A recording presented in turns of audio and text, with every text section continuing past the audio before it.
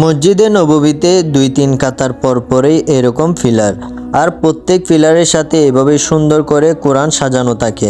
মানুষজন একটু পড়ে আবার উঠে গিয়ে রেখে আসে, কিছুক্ষণ পর আবার এনে পড়ে, এভাবেই চলতে থাকে।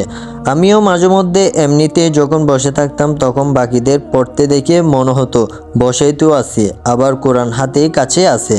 এটা ভেবে উঠে গিয়ে কোরআন নিয়ে আসতাম, পড়তাম।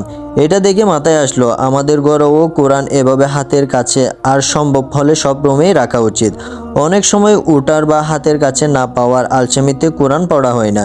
এক আত্মীয়ের বাসায় দেখছিলাম আলমারিতে একেবারে উপরে কোরআন রাখতে। শ্রদ্ধা আছে ঠিকই, কিন্তু এর উপর থেকে ওঠা নামার ঝামেলাতে হয়তো আর মনে চাইবে না। আসলে কোরআনের সাথে সম্পর্কটাও এমন, যত কাছে রাখি তত কাছে টানে। এজন্য সবসময় হাতের কাছে রাখুন, চোখের সামনে রাখুন, সময়ের ফাঁকে ফাঁকে যেন সহজে হাতে উঠে আসে। কারণ কোরআনের সাথে যে মানুষ থাকে, আল্লাহ তাকে কখনো একা থাকতে দেন না।